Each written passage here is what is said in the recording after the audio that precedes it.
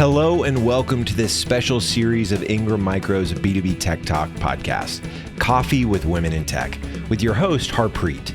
This is a show where incredible women in technology share their stories and successes. Why should a woman consider a career in tech? Well, that's exactly what we're going to talk about in this series, where you'll learn why tech is just the place to be for women. This is so exciting. My first podcast. Wow. I almost feel privileged you're going to have your first podcast with me. Either that or it'll be more editing for you to do. I'm not sure yet. Well, let's say cheers to Coffee with Women in Tech. Yeah, cheers. Thanks so much for having me. This is awesome. And I got a nice fresh hot cup of Tim Hortons for my friends in Buffalo here. So hi everyone, I'm Harpreet Narang and welcome to Coffee with Women in Tech podcast. Today I have with me Cheryl Rang, Director of Advanced Solutions, Ingram Micro, who recently joined CRN's 2020 list of 100 rising female stars. Hi Cheryl, how are you? Hi, doing great. Thank you so much for having me. Really excited to have you here. Well, Cheryl, congratulations on making it to CRN's very exclusive 2020 list for the second time, because you were on the 2019 list as well, weren't you? Yeah, for the women of the channel. This has been an amazing opportunity with Ingram Micro, and I'm so appreciative of the recognition. It's an amazing company and an amazing honor to be included on a list of such rising females and a lot of mentors that I look up to. So let's start at the beginning. Let's talk us through your wonderful career journey so far. Did you always plan to be in the technology industry? No, actually, my degree was in finance, and I really thought I would go more towards the banking route. But what I realized is that as I was growing in my career with Ingram Micro, finance is all around us, and being able to have that skill and have the financial acumen to talk to partners and vendors has really been a differentiator for me, and I can still use that skill of numbers that I really enjoy. So you became Director of Advanced Solutions to oversee Ingram Micro's award-winning 40-person US IBM team when you were 6.5 months pregnant. Yeah, I can thank Ingram Micro for going into early labor with my first child. But that's a fascinating story. Tell us more about that. Yeah, it was. Well, I will tell you, I was not expecting it. I always knew that I wanted to get in a leadership role with Ingram. I valued the opportunities that I had to lead in different roles throughout my career in sales and in vendor management. But moving into more of that P&L management and leading associates was something that I was very passionate about. So when the opportunity came knocking, and I'm very grateful for leaders like Tim Ament and Scott Zoll that had faith in me to be able to do the role, and not concerned about the time frame of me going out on maternity leave for a couple months was something I'm very grateful for, and it's been a great career so far, and an opportunity with IBM and continuing to expand. It absolutely has been, hasn't it? It has. You know, I taking over a role like that, 6.5 months pregnant, I don't know why I decided to add so much stress onto my life as if there wasn't enough going on. But I also think that the timing was kind of perfect because it gave me a sense of appreciation for the company and the culture that they were driving, that wasn't a hindrance, right? They could have easily looked over and said, no, she's going to be going out on maternity leave. This isn't a good bet to place now, and we could put her on the back burner. But they didn't. They had the confidence in me and my ability to take over a role in upper management, which was very, it gave me a sense of confidence, which I appreciate. And that's brilliant. That's a huge testament for, how a supportive organization can make a world of difference. Yeah, To it's developing stories like one's that. career. Yeah, you don't hear stories like that. And I think especially with women in technology or just women in business in general, a lot of times, you find out that you're going to be expanding your family, or you have a family change going on, and you think this is going to be a hindrance to your career. And, you may get overlooked for opportunities or for ways to advance either yourself in business or just in your knowledge base. And the fact that Ingram was the polar opposite and looked at it as not a hindrance, but maybe a way that my skill set was going to continue to evolve and my passion for the business continue to change and drive forward, that they were very accepting and very gracious with the work-life balance that I needed in the beginning to raise small children. That's amazing. So what have been some of your challenges, and how have you gone about overcoming these? Yeah, I think one of the biggest challenges that I had when I moved into the role was I didn't have direct management experience, but I think ways to overcome it was to leverage the opportunities that I had been given to be in a leadership role. So being able to help coach associates and mentor teammates and use the mentors that I had in the Ingram world, both internally and externally, was something that I think had made that challenge a little bit easier to overcome. So I highly encourage, people to look at their skill set and not look at direct experiences as ways to define what your future path is going to look like, but how you can get the same or similar experiences within your current role, like leadership and management, tie hand in hand together. So as I mentioned, I've got 2 young kids, 3 and 1.5. And this pandemic has definitely been eye-opening for the challenges that women can have and will have for the foreseeable future around working and raising young children while they may be home for school or home for a period of time. And some of the advice I think that I would have to them is really just ask for help. And just because you're the woman and you're the mom, and I know kids always want their mom, there's other people that you can lean on to help you, and don't be afraid to ask for it, because you can't do everything yourself, even though sometimes it feels like you should. And stay motivated despite those challenges. Yeah, absolutely. We talk about female workforce in technology, which is only 25%. So what stereotypes in this industry would you like to get rid of? Because there must be some barriers, including the mindset if women aren't even considering a career in tech consciously. Yeah, absolutely. I think the biggest stereotype is that you need to be technical to be in technology, and that's not true, right? You don't need to know why a phone runs the way that it runs, but you can look at it and understand the functionality and how that can impact not just one person or one company, but a whole generation. So I think of a cell phone as a very basic example. I couldn't tell you the coding that goes into a phone. I never have taken coding, but I can tell you that the use of mobility and the expansion of cell phones and tablets and laptops is creating a wave of technology change throughout our industry. And we're in a unique position to be able to help partners through that change. So don't think that you need to be a technologist to be in technology. And that's very true. I think very few of us are proper like techie, and we are still part of technology in various disciplines. So that's very Absolutely. true. And that's where you just got to find people who are, and surround yourself with people that are smarter than you. So when I do have a question, I feel very confident in my network to be able to pick up the phone and ask them to explain how it works. Yeah, and that brings us to another point, is networking.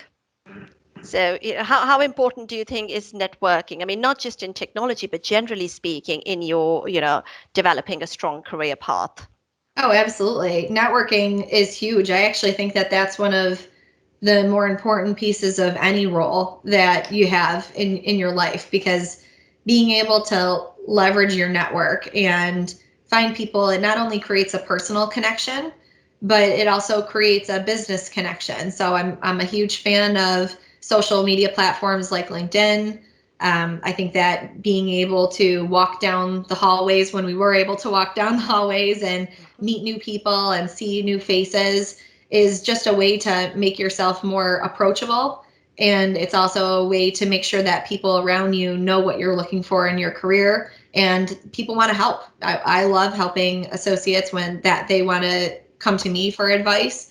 And I know that door has always been open on the other side, and having that network to be able to reach out and call someone for assistance when you need it is a very gratifying way to connect both ways. So, we talk about diversity, and how diversity is kind of essential for high functioning teams.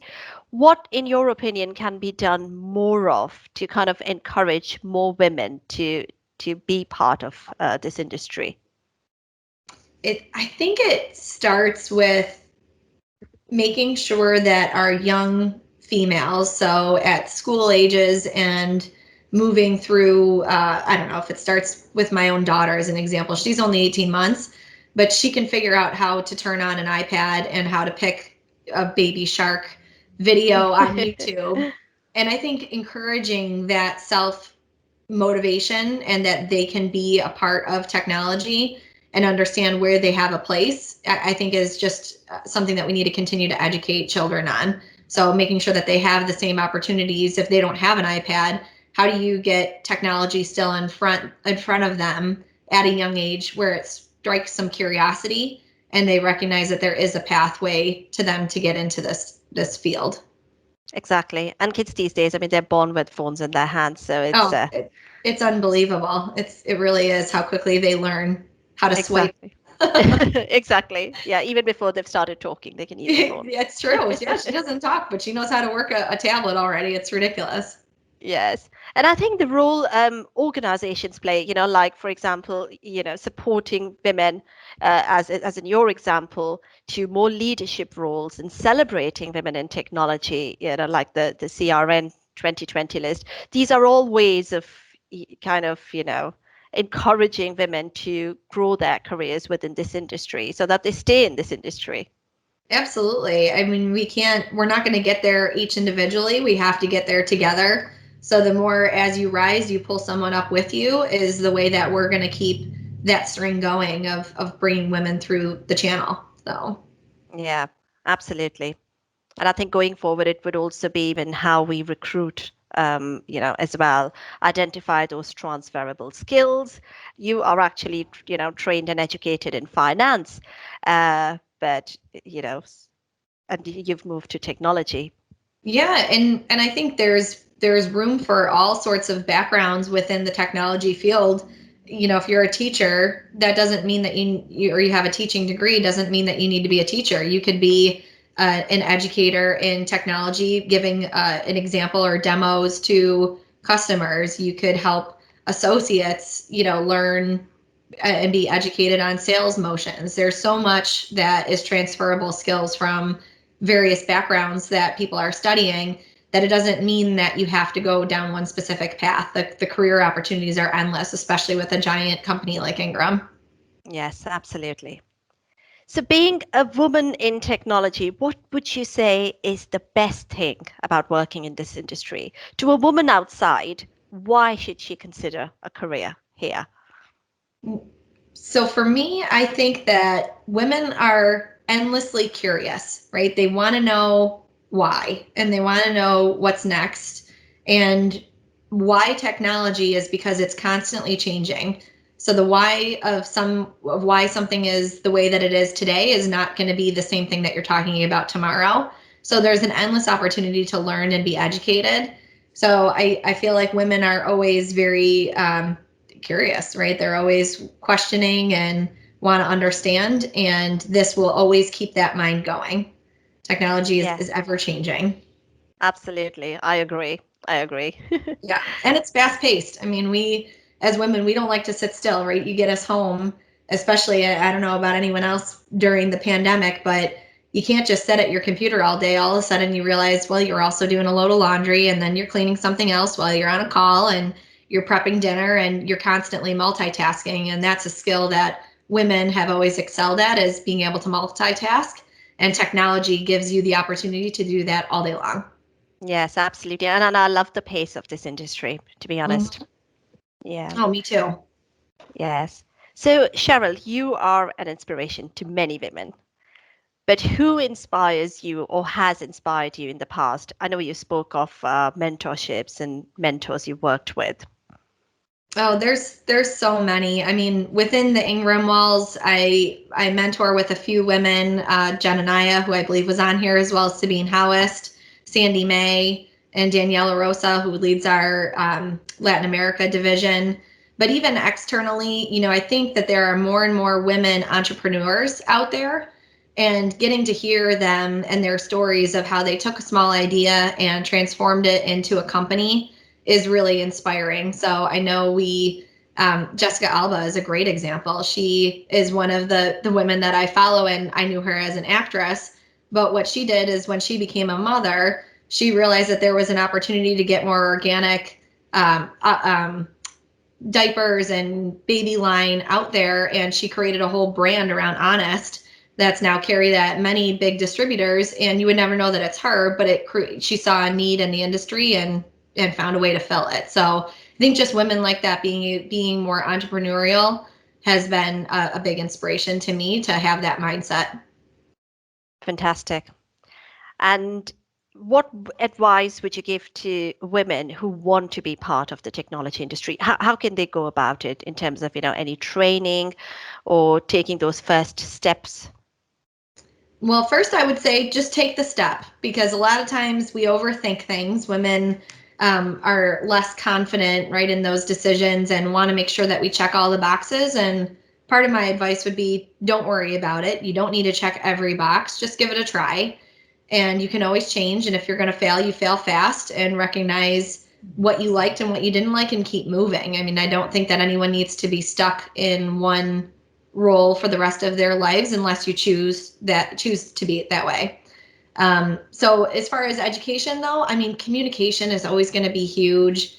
Make sure that you're reading, you're constantly learning. There's some great websites out there, some great articles, blogs that you can find information on. And now my new favorite being podcasts, because it's a nice way to get some quick tech information in a short, easy to consume fashion. Yes, I agree. And you can listen to podcast whether you're driving or you're doing jobs around the house. It just kind of blends in nicely into your routine, doesn't it? Exactly. Yeah, absolutely. And that's what we're seeking to do, to educate and inspire women to be part of this industry, aren't we? We are, and there's so much opportunity. And I think that there's a real need. We need to keep getting balanced and bringing more people and women, especially, into different leadership roles. And I think that there's an opportunity for everyone to be in there if that's what you desire. Absolutely. So how do you think men could be allies then in this whole conversation?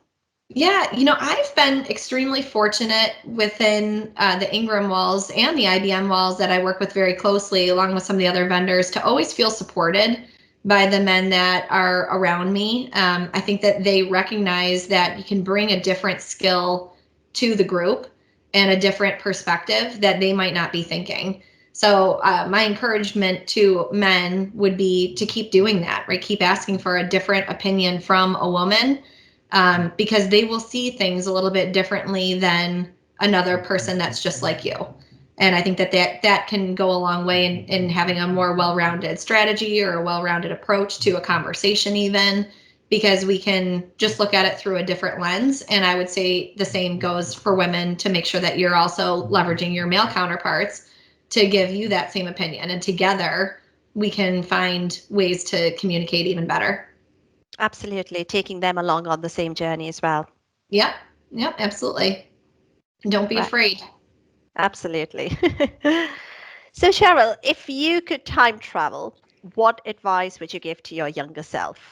I would want to make sure that I was never afraid to communicate what I was looking for in my career.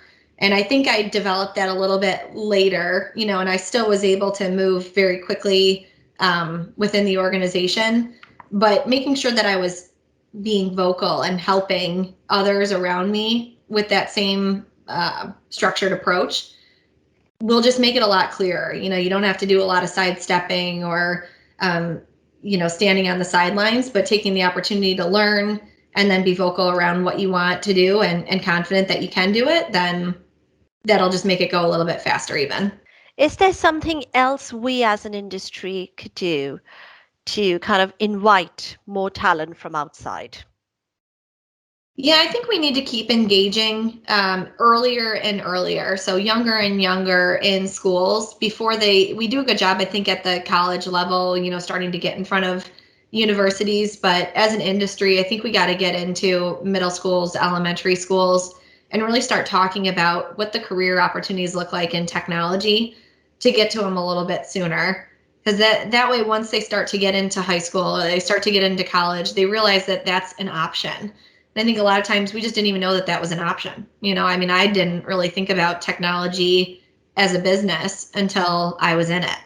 And that kind of fell, through an internship. But if it hadn't been for that, I don't know that my path would have gone this way.